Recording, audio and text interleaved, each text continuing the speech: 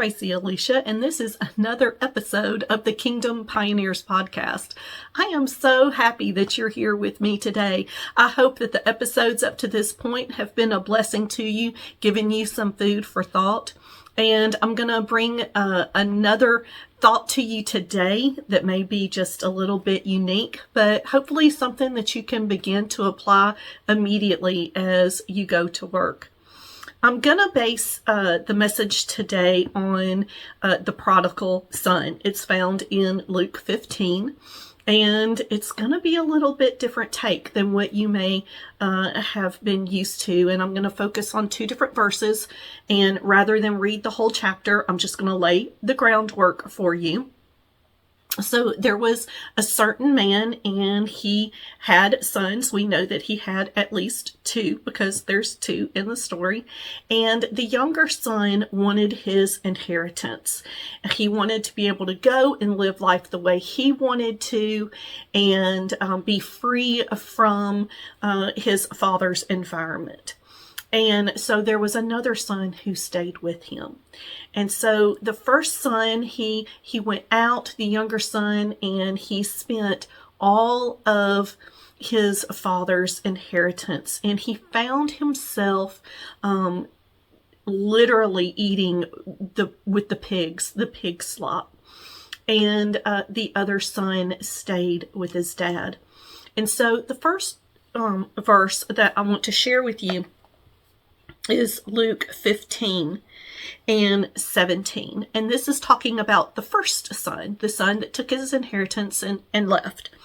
And it says, "But when he came to his senses, he said, 'How many of my father's hired laborers have more than enough bread?'"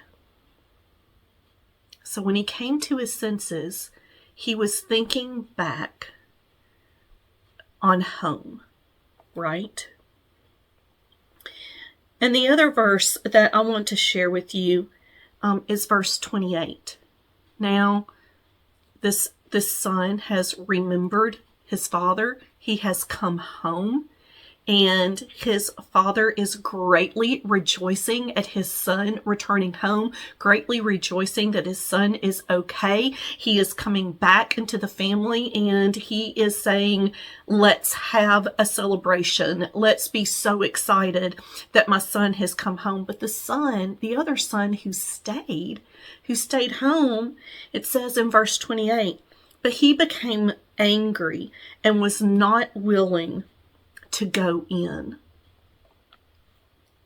And so out of this story that is told about the prodigal son, there's so many sermons, there's so many lessons, and they are all good. But what I want you to think about this week is the environment. See, this father created an environment. And it was an environment of provision and of safety and of love.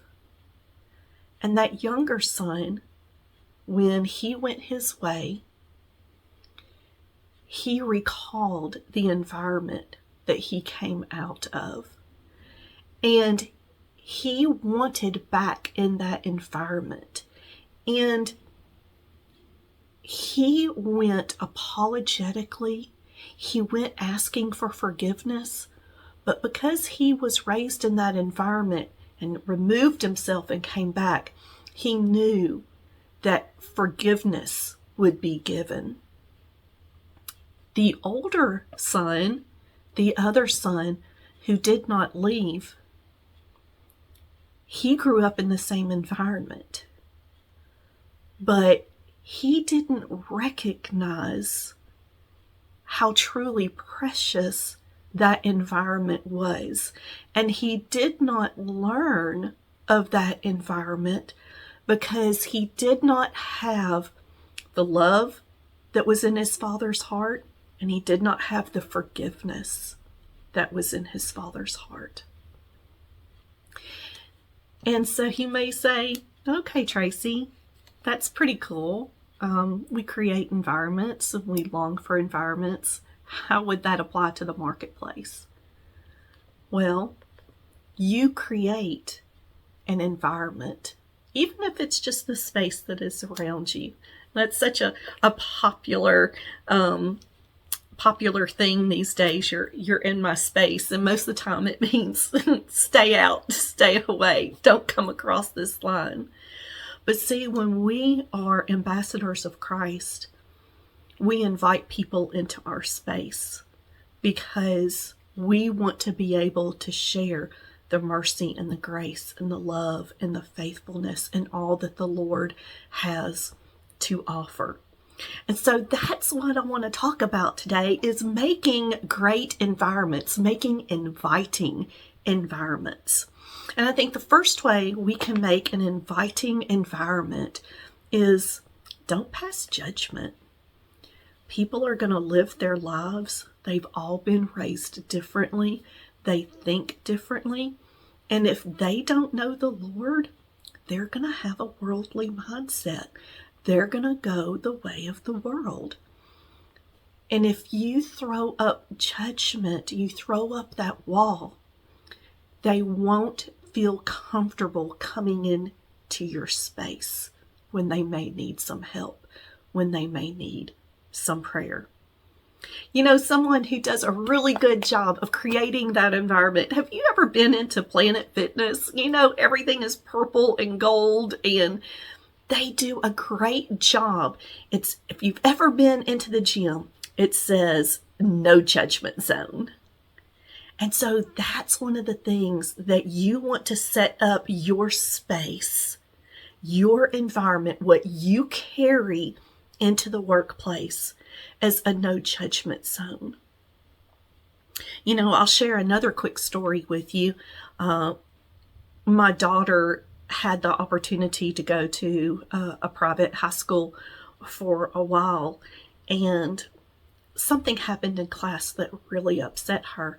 The teacher was sharing with the whole class that a former student had called her for prayer. And because that former student was doing something that the teacher saw as a sin, she told that person, well, no, you're in that, so I won't pray for you. And that really crushed my daughter's spirit. And honestly, it hurt me too. That someone who carries Christ in them would refuse prayer based on something that they believed about that person. We should always be ready for a word. We should always be ready to pray for someone, right? No matter their circumstances. And we don't necessarily have to tell them how we're praying for them, but they need to know that we are undergirding them and that we are supporting them and that we are encouraging them and that we want them to have revelation knowledge of the Lord. He'll do the rest. He'll clean it up. What's another way that we can create an inviting environment, carry a great environment into the workplace with us? Well, I think one of the safety nets is confidentiality.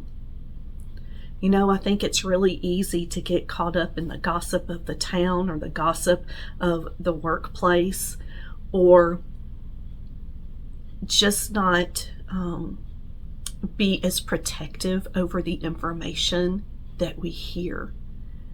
And when someone is hurting and they are looking for support, it can be difficult to approach someone and to share what their problem is, what they're facing. And if they think that they can't trust you, they're never going to approach you. So I want to encourage you to walk with integrity and to let others know that you stand for truth and that you stand for confidentiality, that is so important to you, and that they will never ever hear of you sharing something that was very personal to them, very private to them. I think the only place that you would ever repeat that is in your prayer closet when you are all alone with the Lord. And what is one more thing? Oh, there's so many ways, right, to create a great environment. You can use your hobbies, if you sing well, or if you do crafts, or if you are knowledgeable about the area, and it invites people into your space to glean on some of the things that you have knowledge of and expertise in. There's so many ways to create a great environment. But we definitely want to have the love of the Lord evident in our life. And that means that we love the things that the Lord loves and we hate the things he hates. And it means that we love people. People, no matter what they look like, no matter where they've come from, no matter how they speak, no matter what their thought processes were, no matter where their opinions lie, we have to let the people know that we love them, just like Jesus loved us. And he pulled us out of our murky mire. He pulled us out of our desperate situations. And if he loved us that much, he is definitely going to love the world. And we need to be ready to embrace others and to love them right where they are. So practice today. Tune in to your environment. See what it has to say.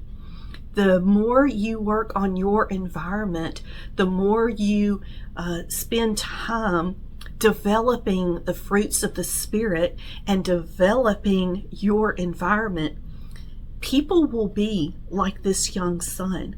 They may stay away from you. They may not like you. They may not ever talk to you. But they will begin to trust that you are the one. They will begin to remember, I went to her or I went to him before and they prayed with me. They did not judge me. They did not tell my personal matters to other people. And that is how you will be able to continue to plant seeds in their lives and pray for salvation for them and for their homes. Friends, I'm so thankful that you trust me every day to come on to Kingdom Pioneers podcast and glean just a little bit of information on what the Lord has shown me in my walk in the marketplace and shown me in his scriptures. I pray that your environment is a blessing to all of those that you come in contact with, your family, your friends, and your co-workers. Be blessed. I love you with all of my heart, and I'll see you next week.